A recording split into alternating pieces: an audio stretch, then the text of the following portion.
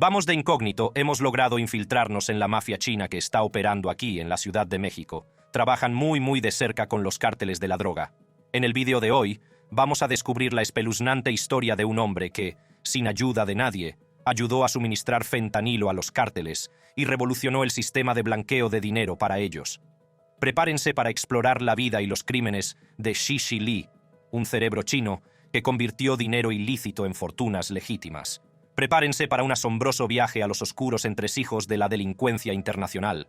He aquí al multimillonario gángster chino que suministra fentanilo a los cárteles mexicanos. Shishi Li. ¿Quién es? Todo empezó en 1973, cuando Shishi Li nació en una pequeña zona rural de la provincia china de Guangdong. Al crecer en una región conocida por su pobreza y sus escasas oportunidades, Li tuvo que enfrentarse a dificultades que marcarían su futuro. Pero fue la emigración de su familia a Mexicali, una ciudad mexicana en la frontera con California, lo que marcaría un antes y un después en su vida. Alrededor de los 10 años, la familia de Li tomó la audaz decisión de emigrar a Mexicali en busca de una vida mejor. Mexicali, con su gran comunidad china y su vibrante barrio chino conocido como La Chinesca, ofrecía nuevas posibilidades a la familia Li. Sin embargo, también era una ciudad con un lado oscuro, donde prosperaban la delincuencia y las tramas transfronterizas. La Chinesca, antaño un complejo de túneles subterráneos utilizados como refugio del calor del desierto, se convirtió en un centro de juego y actividades ilícitas. Fue en este entorno donde Li conocería una subcultura en la que la delincuencia hablaba muchos idiomas y cruzaba fronteras con facilidad. Li fue a la escuela en Mexicali mientras trabajaba largos turnos en el restaurante de su familia. Pero fue en el seno de su propia familia donde conoció por primera vez el mundo del contrabando. Uno de sus parientes cercanos se dedicaba al tráfico ilícito de inmigrantes y mercancías ilegales a Estados Unidos. Cuando Li tenía unos 16 años, su familia tomó otra decisión que cambió su vida. Emigraron al sur de California en busca de nuevas oportunidades y un nuevo comienzo. No se imaginaban que este traslado prepararía el terreno para que Li cayera en la delincuencia.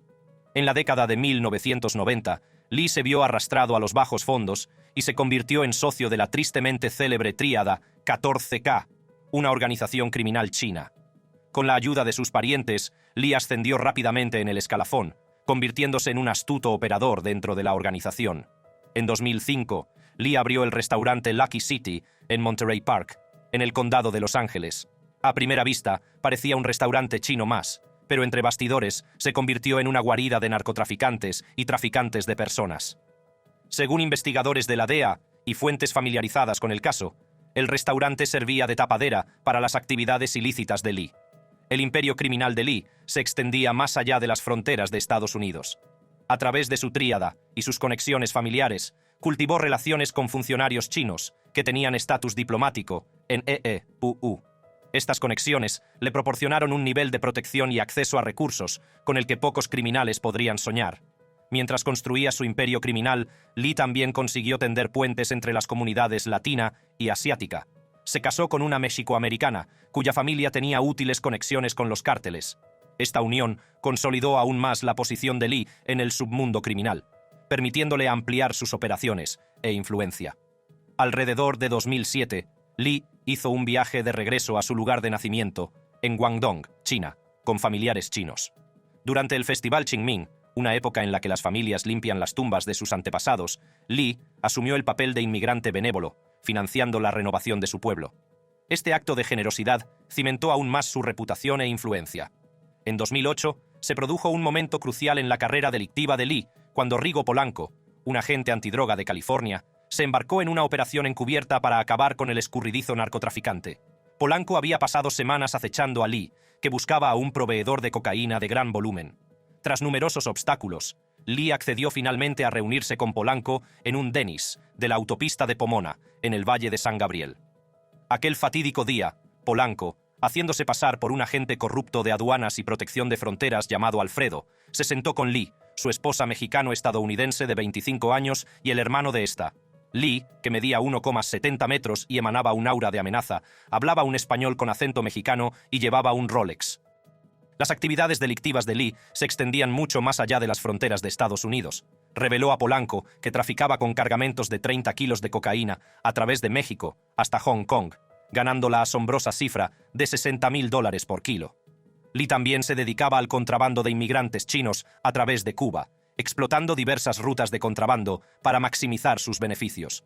La operación encubierta de Polanco llegó a un punto crítico cuando Li aceptó comprar inicialmente 20 kilos de cocaína. El 14 de julio, Li envió a un cómplice en un Mercedes al aparcamiento de un supermercado con $200.000. El equipo de Polanco capturó con éxito al hombre de la bolsa y a otros cómplices, pero Li consiguió escapar, huyendo hacia el sur a través de la frontera.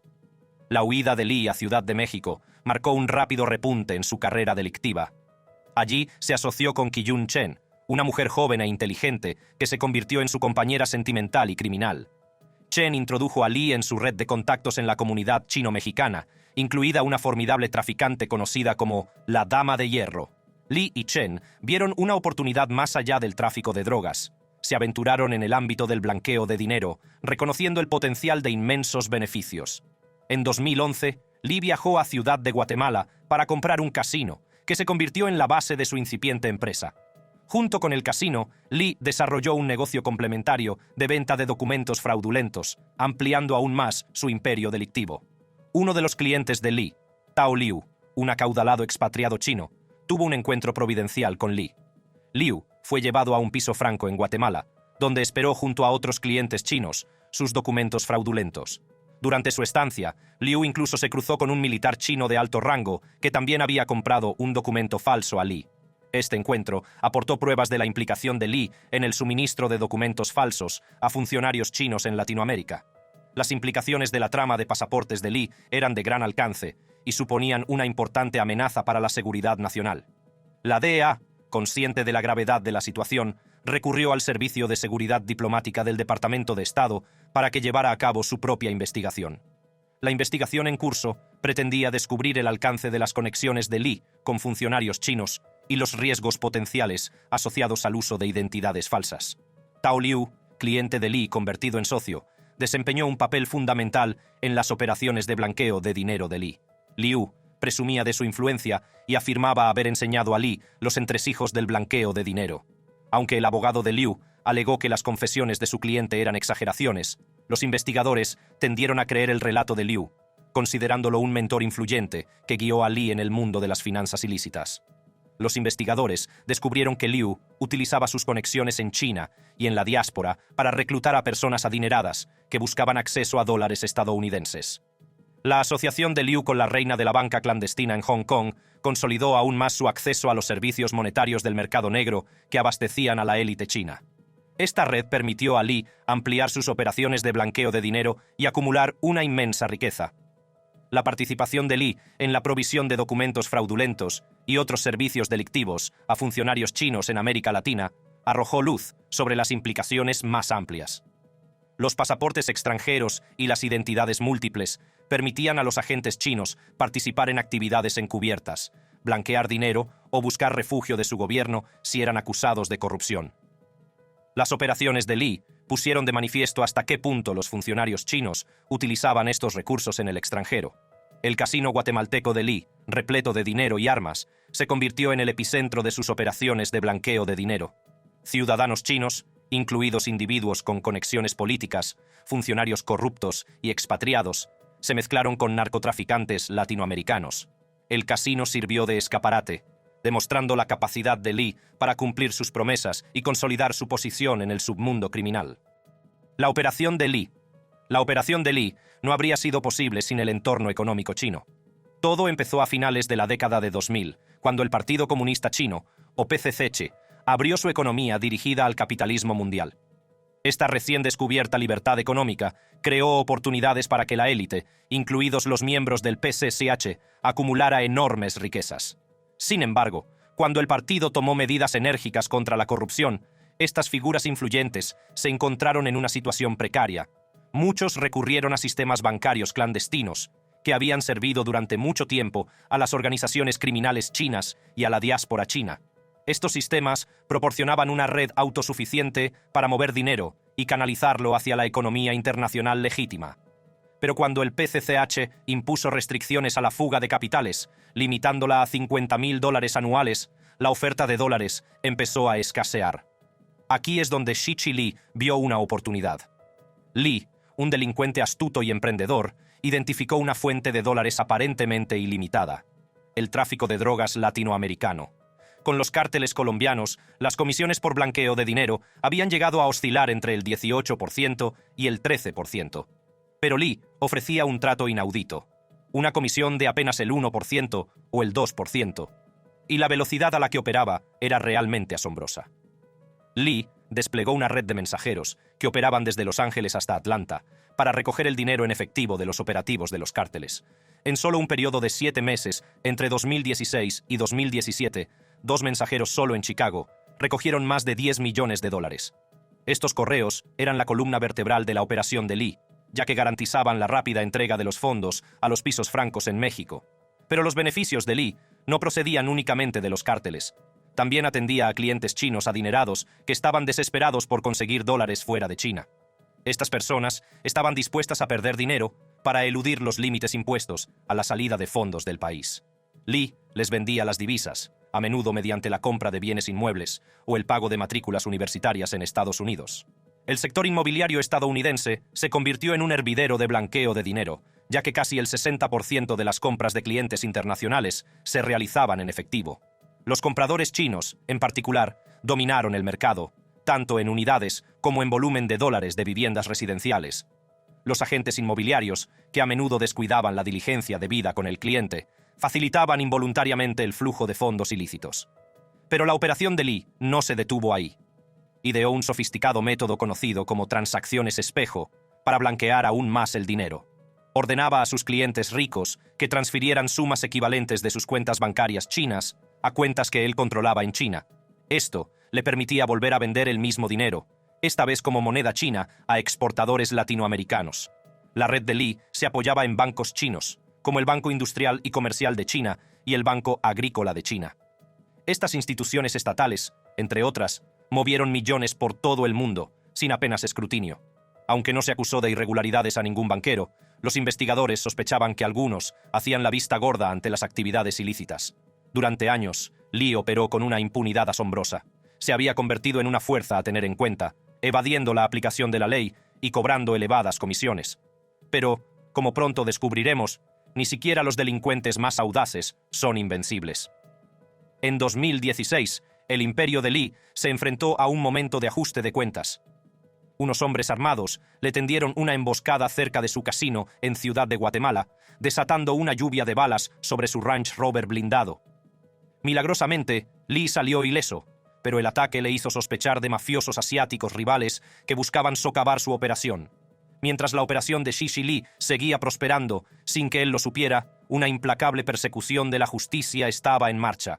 En el corazón de Memphis, el agente antidroga estadounidense Peter Maher se unió a su compañero, Ciesliga, un agente del estado de Tennessee asignado a un grupo operativo federal. Juntos, se embarcarían en la misión de desmantelar el imperio de Lee. Maher y Ciesliga comenzaron su investigación rastreando la droga en las calles de Memphis, hasta su origen. Pronto descubrieron que el cártel de Sinaloa, dirigido por el tristemente célebre Joaquín El Chapo Guzmán, suministraba cocaína a una importante banda de narcotraficantes de la ciudad. Las marcas de los paquetes de cocaína les llevaron hasta Marisela Flores Torruco, una capo mexicana conocida como la Dama de Hierro. Indagando más, el equipo de Maher descubrió un vínculo crucial entre Flores y la operación de Lee. Se trataba de Chen, la amante de Lee, que se hacía llamar Chinaloa. La División de Operaciones Especiales de la DEA interceptó las comunicaciones de Chen, revelando su papel como una de las principales coordinadoras de las operaciones ilícitas de blanqueo de dinero de la Dama de Hierro. En una operación cuidadosamente orquestada, los agentes capturaron a Chen durante una visita a Los Ángeles. Se incautaron de sus teléfonos, que contenían la clave para desvelar los secretos de la operación de Lee. Con el tiempo corriendo, Maher y Ciesliga se apresuraron a revisar los teléfonos, tomando capturas de pantalla de las conversaciones más delicadas en WeChat, una impenetrable aplicación de mensajería y comercio. WeChat, omnipresente en China y en la diáspora china, estaba estrechamente vigilada por el Estado chino. Su cifrado parcial permitía a la empresa acceder a los contenidos, lo que la convertía en un paraíso para el blanqueo de dinero. Los funcionarios estadounidenses sospechaban que las autoridades de Pekín conocían perfectamente las actividades ilícitas que se desarrollaban en la plataforma. Armados con las pruebas de los teléfonos de Chen, Maher y Ciesliga trazaron la estructura de la organización de Lee.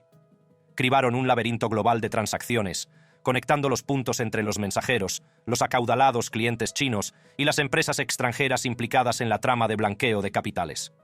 En mayo de 2017, los agentes lograron un avance significativo. Detuvieron a uno de los gestores de dinero de confianza de Lee, un cartero afincado en Brooklyn e inmigrante chino que había vivido en Belice. Este individuo, que había registrado millones de dólares en transacciones ilícitas en un libro de contabilidad, se declaró culpable de conspiración para blanquear dinero. La persecución de la justicia se intensificó a medida que Maher y Ciesliga se coordinaban con sus homólogos internacionales. Cuando Flores, la dama de hierro, ordenó a sus ejecutores que secuestraran a la familia de un hombre que le debía dinero, los agentes alertaron rápidamente a sus homólogos mexicanos. Más tarde, cuando Flores amenazó con poner una bomba en un hipódromo, la DEA obtuvo una orden de Interpol que condujo a su detención en Colombia. Con Flores detenida, los agentes siguieron desentrañando la intrincada red orquestada por Lee. Descubrieron a más de sus correos, interceptaron nuevas entregas de efectivo y conectaron los puntos entre los bancos chinos implicados en la operación. La escala y la audacia del imperio de Lee eran cada vez más evidentes. Finalmente, llegó el momento de la verdad. Maher y Ciesliga, armados con abundantes pruebas, cercaron a Shichi Lee. En un esfuerzo coordinado, lo detuvieron, desmantelaron su operación y lo llevaron ante la justicia.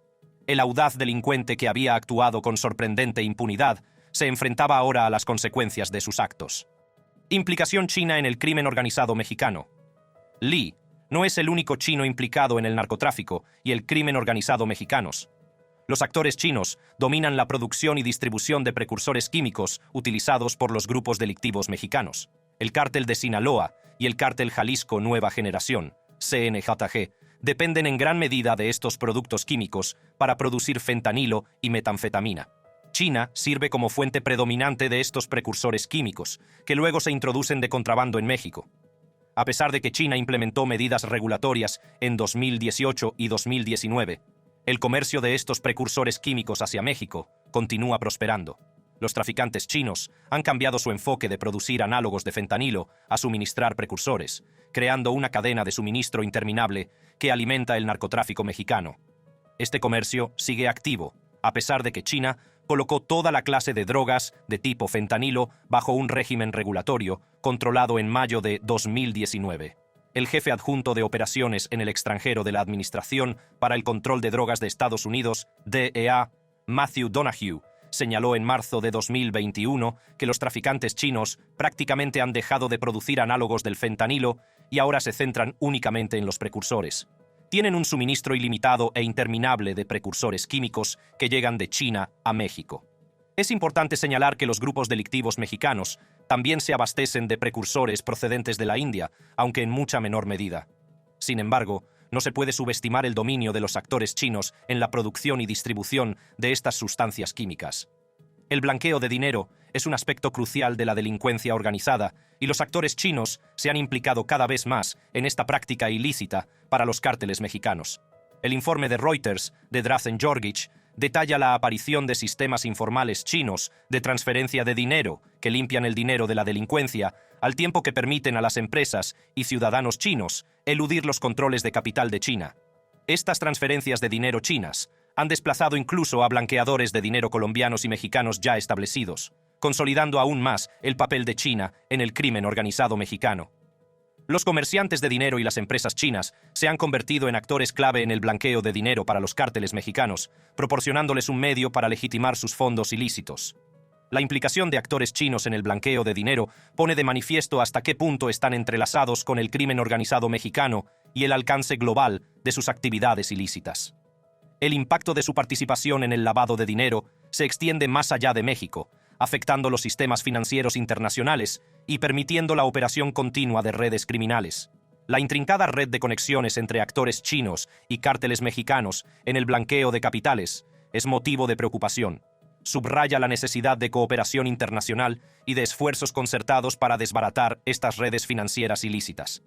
Sin embargo, estos agentes ilegales han sido engañosos y han encontrado diversas formas de disfrazar sus actividades. En un giro sorprendente, el comercio de especies silvestres entre México y China se ha convertido también en un mecanismo de blanqueo de dinero y transferencia de valor en las economías ilícitas. Los cárteles mexicanos han encontrado una nueva forma de explotar este comercio utilizando diversos productos animales y madereros para pagar precursores de drogas. Los enormes sobreprecios que registran los productos de la fauna y flora silvestres entre la recolección y la venta al por menor los convierten en una herramienta ideal para el blanqueo de dinero y la transferencia de valor. El creciente papel del comercio de vida silvestre en el crimen organizado mexicano va más allá de las redes tradicionales de tráfico. Implica el intercambio de múltiples mercancías y sirve como medio para eludir los controles contra el blanqueo de dinero de los bancos estadounidenses y mexicanos. El comercio de especies silvestres entre México y China supone una importante amenaza para la biodiversidad de México. Los traficantes chinos se abastecen de varias especies de reptiles en México, incluidas tortugas para su carne y el comercio de mascotas, así como pieles de cocodrilo. La caza furtiva de jaguares por parte de ganaderos en México, principalmente como represalia, también parece estar relacionada con los mercados chinos. ONG ecologistas mexicanas que operan a lo largo de la frontera con Guatemala y Belice han descubierto cadáveres de jaguar sin patas, dientes y otras partes del cuerpo, lo que sugiere que estas valiosas partes se dirigen a China para la medicina tradicional china. Además, el papel de China en el tráfico de especies marinas de México es amplio. Los productos marinos no regulados o capturados ilegalmente, como la aleta de tiburón, el pepino de mar, la langosta, el abulón y la vejiga natatoria de totoaba, se venden a compradores chinos. La vejiga natatoria de totoaba, en particular, no solo se considera un manjar, sino también una forma de inversión y especulación en China. Las redes de enmalle, utilizadas para capturar ilegalmente, totoaba también enredan y ahogan a la vaquita marina, especie en peligro crítico de extinción. La conexión entre el tráfico de especies silvestres y el blanqueo de dinero en el panorama del crimen organizado mexicano es alarmante. No solo amenaza la biodiversidad de México, sino que perpetúa el ciclo de actividades delictivas. La necesidad de colaboración internacional para combatir este comercio ilícito y proteger los recursos naturales de México nunca ha sido más urgente.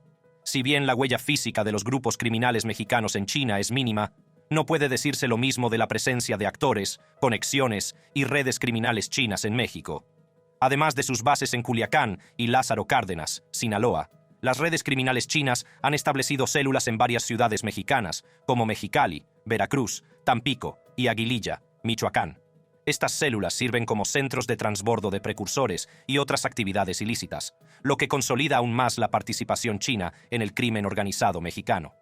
Funcionarios y exfuncionarios del gobierno mexicano y estadounidense, así como periodistas de investigación, han confirmado la presencia de actores criminales chinos en estas zonas. Un ejemplo notable es el cártel de Sheng, acusado por el Departamento del Tesoro de Estados Unidos de tráfico de fentanilo. El cártel de Sheng opera a través de diversas empresas tapadera, como Global United Biotechnology Inc., y otros escaparates en México. Estas empresas tapadera abarcan diversos sectores, como la atención veterinaria, la informática y otras actividades minoristas, así como empresas químicas. La creciente presencia de actores criminales, conexiones y redes chinas en México es motivo de preocupación. Pone de relieve el alcance de su participación en la delincuencia organizada mexicana y los retos a los que se enfrentan los organismos encargados de hacer cumplir la ley en la lucha contra estas actividades delictivas. La historia de la implicación china en el crimen organizado mexicano sigue desvelándose, revelando la impactante profundidad de su participación en estas actividades ilícitas. El flujo de drogas. En los últimos años, el flujo de drogas de China a América se ha convertido en una grave preocupación, lo que ha provocado un aumento de las muertes inducidas por las drogas. La Evaluación Nacional de la Amenaza de las Drogas 2018 de la Administración para el Control de Drogas de los Estados Unidos reveló estadísticas impactantes, indicando que las muertes inducidas por drogas han alcanzado su nivel más alto registrado, superando las muertes causadas por armas de fuego, accidentes automovilísticos, suicidio y homicidio. Esta alarmante tendencia se viene observando todos los años desde 2011. Entre las drogas ilícitas más mortíferas implicadas en esta crisis se encuentran los medicamentos sujetos a receta médica, el fentanilo y la heroína. Los medicamentos sujetos a receta médica, de los que se abusa o que se obtienen ilegalmente en el país, han contribuido significativamente al creciente número de muertes. Sin embargo, es la afluencia de fentanilo procedente de fabricantes chinos y su tráfico por parte de los grandes cárteles de la droga mexicanos lo que ha intensificado la crisis. Analicemos más detenidamente el papel de cada una de estas sustancias en el flujo de drogas de China a América. En primer lugar, hablemos de los medicamentos sujetos a receta médica controlados. En América, mueren más personas por sobredosis de CBD que por cualquier otra droga. Los opioides, que van desde los analgésicos recetados hasta la heroína, fueron responsables de un asombroso 66% de las 64.000 muertes por drogas en 2016. Eso supone una media de 116 sobredosis de opioides al día. El abuso generalizado de opioides puede atribuirse, en parte, al elevado volumen de opioides prescritos en el país. Solo en 2017, los médicos recetaron la asombrosa cifra de 12.600 millones de unidades de opioides. No es de extrañar que más de 18 millones de personas abusaran de estos fármacos, principalmente como medio para aliviar el dolor. Una encuesta nacional citada por la DEA reveló que el 53% de quienes declararon haber abusado de medicamentos recetados los obtuvieron de amigos o familiares. El resto admitió tomarlos sin permiso, recibirlos con receta médica o robarlos de centros médicos. Sorprendentemente, solo el 6% declaró haberlos comprado a un traficante. Sin embargo, los narcotraficantes han encontrado una nueva forma de llegar a los clientes vendiendo pastillas con receta falsificadas que contienen opiáceos. El abuso de CBD, en particular de analgésicos opioides como la codeína, la morfina, la oxicodona y la metadona, se ha relacionado con el mayor número de muertes por sobredosis en Estados Unidos desde 2011, según la DEA. Pero la crisis no se detiene ahí. El fentanilo, un opioide sintético muy potente, ha surgido como uno de los principales actores en el flujo de drogas de China a América. A diferencia de la heroína, que se obtiene de la resina de las vainas de adormidera, el fentanilo se sintetiza químicamente en su totalidad, a menudo en forma de polvo. Mientras que las fábricas legítimas de China producen fentanilo como fármaco legal para remedios como parches cutáneos y pastillas, los fabricantes chinos ilícitos producen mayores cantidades para el mercado ilegal, atendiendo a los clientes que buscan un analgésico fuerte. Estos delincuentes venden el polvo en Internet o en la dark web y satisfacen los pedidos utilizando el servicio postal. La mayor parte del fentanilo que entra en Estados Unidos es introducido de contrabando por los cárteles mexicanos, que adquieren la droga en mayores niveles de pureza a los chinos. Los traficantes mexicanos venden después el fentanilo en las calles en forma de polvo, lo prensan en pastillas falsificadas de venta con receta o lo mezclan con heroína. Otra mezcla peligrosa que ha estado circulando se conoce como muerte gris por su color gris cemento. Este cóctel mortal combina fentanilo, otros opiáceos sintéticos y heroína. La policía ha informado del hallazgo de muerte gris en varios estados, como Alabama, Indiana, Georgia, Ohio y Pensilvania. En 2016, las muertes en Estados Unidos por opioides sintéticos, incluido el fentanilo, superaron a las de cualquier otra droga ilegal. Los Centros para el Control y la Prevención de Enfermedades informaron de un asombroso aumento de 9.580 muertes en 2015 a 19.413 muertes en 2016, lo que representa un impactante aumento del 103% en solo un año. Los opioides sintéticos se han convertido ahora en la principal causa de muertes relacionadas con drogas ilícitas en el país. Los cárteles mexicanos de Sinaloa y Jalisco Nueva Generación son los principales distribuidores de fentanilo de fabricación china en Estados Unidos, según la DEA. Estos cárteles desempeñan un papel importante en el flujo de droga de China a América, perpetuando la crisis y alimentando sus devastadoras consecuencias. Pero la crisis no termina con el fentanilo. La heroína, una droga altamente adictiva y peligrosa, también desempeña un papel importante en el flujo de drogas de China a América. El consumo de heroína en América ha alcanzado niveles de crisis, creciendo a un ritmo alarmante, y el número de víctimas mortales aumenta cada año. Las sobredosis mortales de heroína, incluidas las mezcladas con fentanilo, se han disparado drásticamente. De 2010 a 2016, las sobredosis mortales se quintuplicaron, pasando de 3.038 en todo el país a la asombrosa cifra de 15.469 muertes. Este aumento se ha observado en todos los grupos demográficos y en casi todas las regiones del censo estadounidense. Los cárteles mexicanos, incluidos los de Sinaloa, Jalisco, Juárez, El Golfo, Los Zetas y Beltrán Leiva, son los principales responsables del tráfico de heroína hacia Estados Unidos. La DEA predice que las organizaciones criminales transnacionales mexicanas seguirán manteniendo a corto plazo una influencia dominante sobre la importación y distribución de cocaína, heroína marihuana, metanfetamina y fentanilo en los mercados estadounidenses. Su infraestructura logística y su control sobre el tráfico de drogas los convierten en una fuerza formidable. El flujo de drogas de China a América es una operación compleja y peligrosa, con consecuencias devastadoras para las personas, las familias y las comunidades. Las fuerzas del orden trabajan incansablemente para desarticular y desmantelar estas redes, pero la lucha contra el narcotráfico continúa. Los fabricantes chinos, movidos por el afán de lucro y el desprecio por la vida humana, han perfeccionado el arte de introducir drogas de contrabando en América. Uno de los principales métodos que emplean es el uso de fábricas legítimas para producir fentanilo como medicamento farmacéutico legal. Estas fábricas fabrican fentanilo en diversas formas, como parches cutáneos y pastillas, destinadas a un uso médico legítimo. Sin embargo, los fabricantes chinos ilícitos aprovechan sus conocimientos y recursos para producir fentanilo en mayores cantidades para el mercado ilegal. Estas operaciones clandestinas producen la droga en forma de polvo, que es muy potente y codiciada por quienes buscan un analgésico potente o un potente subidón. Para distribuir sus productos ilícitos, los delincuentes chinos recurren a Internet y a la Dark Web. Crean mercados en línea donde los compradores pueden buscar y adquirir drogas con relativo anonimato. Estas transacciones se realizan a menudo con criptomonedas, lo que dificulta a las fuerzas de seguridad seguir el rastro del dinero. Una vez realizado el pedido, los delincuentes empaquetan discretamente las drogas y las envían utilizando el servicio postal. Aprovechan el anonimato y el vasto alcance de los sistemas de correo internacional para transportar su mortífera carga a través de las fronteras. Estos paquetes suelen camuflarse como artículos inocuos, lo que dificulta su detección por parte de las autoridades. Sin embargo, la principal ruta para el flujo de drogas de China a América implica a los cárteles mexicanos.